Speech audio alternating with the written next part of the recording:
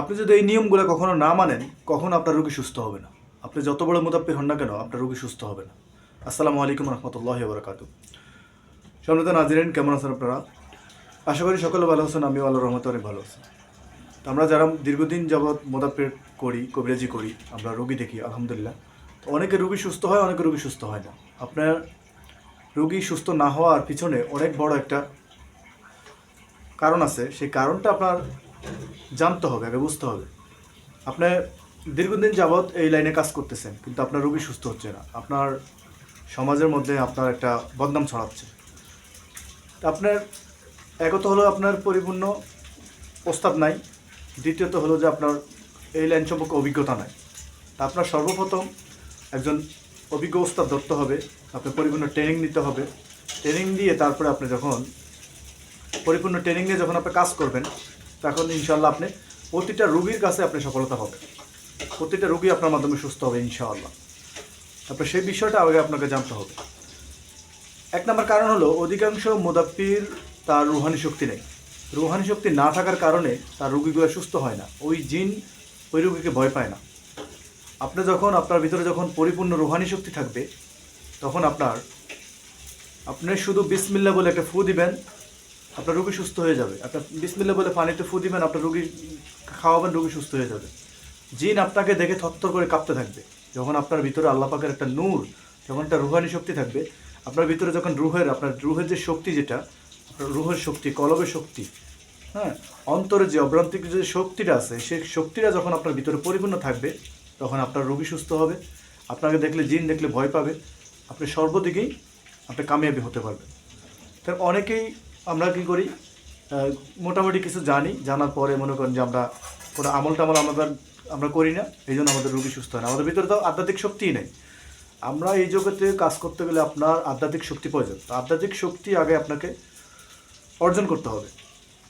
আপনি 5 ওয়াক্ত নামাজ পড়লেন, আলহামদুলিল্লাহ ভালো, কিন্তু 5 ওয়াক্ত নামাজ পড়লেই যে আপনার ভিতরে যে আধ্যাত্মিক শক্তি আসবে, এমন কিন্তু নয়। আধ্যাত্মিক শক্তি অর্জন করতে গেলে আপনার বিভিন্ন অনেক পাওয়ারফুল আমল আছে, সেই আমলগুলো আপনার করতে হবে। এই কবিরাজির জগৎটা তো সহজ নয়। এই কবিরাজির জগতে আপনি যদি টিকে থাকতে চান, আপনি যদি পরিপূর্ণ একজন অভিজ্ঞ ভালো একজন মানে মুতাব্বির হইতে চান, তাহলে আপনাকে অবশ্যই রুহানি শক্তির আমল করতে হবে। তো আমি আপনাদের সাথে ছোট্ট একটা রুহানি শক্তির আমল শেয়ার করতেছি। আশা করি যারা মুতাব্বির আছেন, নতুন এমনকি পুরাতন, তাদের সকলেই অনেক কাজে আসবে। আপনারা ফজর নামাজ পড়ার পরে ইস্তেগফার পাঠ করবেন যে 500 বার, সাল্লাল্লাহু আলাইহি সাল্লাম, সাল্লাল্লাহু আলাইহি সাল্লাম, সাল্লাল্লাহু আলাইহি সাল্লাম। তারপরে দুরূদ শরীফ পাঠ করবেন। ইস্তেগফার পাঠ করবেন, আস্তাগফিরুল্লাহ, আস্তাগফিরুল্লাহ, এটা পাঠ করবেন আপনারা 500 বার। আর দুরূদ শরীফ সাল্লাল্লাহু আলাইহি সাল্লাম, সাল্লাল্লাহু আলাইহি সাল্লাম, এটা পাঠ করবেন আপনারা 700 বার।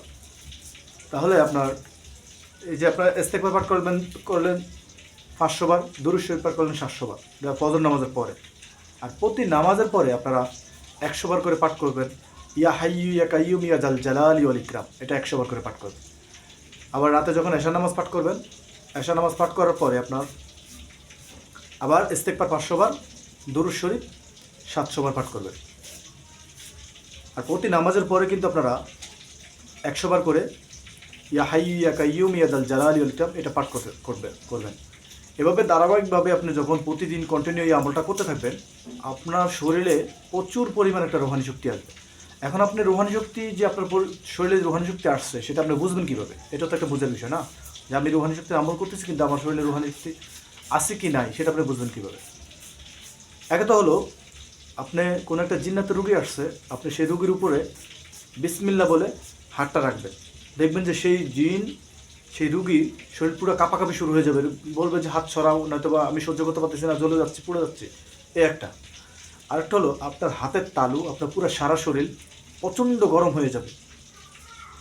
সেটা গরমকালে হোক আর মাঘ মাসের শীতে হোক, আপনি যদি কারো গায়ে স্পর্শ করেন, সে বলবে আপনার শরীরে কি জ্বর, আপনার শরীরে তো গরম কেন?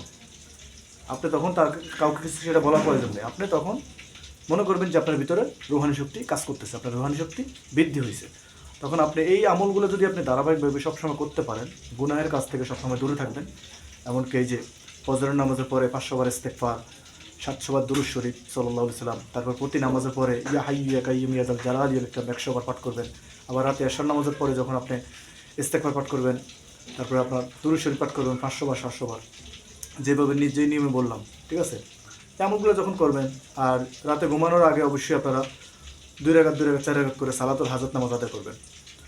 ইনশাআল্লাহ আপনার শরীরে এত পরিমাণ রুহানি শক্তি বৃদ্ধি হবে, জিন বলেন, ঠিক আছে, শয়তান, জিন শয়তান পেট আপনার যা তো কিছু আছে, আপনাকে দেখলে সে রাস্তা পাল্টাতে পারতে হবে। কারণ আপনার ভিতরে আল্লাহ পাকের যে নূর, সেই নূর শয়তান কখনো সহ্য করতে পারে না। আপনারা আশা করি বুঝতে পারছেন। তো অবশ্যই যারা আমার চ্যানেলে নতুন, অবশ্যই চ্যানেলটা সাবস্ক্রাইব করবেন। আর এরকম মোজারব অসংখ্য আমল আপনাদেরকে আমি দেব। তো যখনই আমল আপলোড করা হবে তখনই আপনার মোবাইলে একটা নোটিফিকেশন চলে যাবে, আপনারা নতুন নতুন আমলগুলো পাবেন। সকালে ভালো থাকবেন। আসসালামু আলাইকুম রহমতুল্লাহি ওয়া বারাকাতুহু।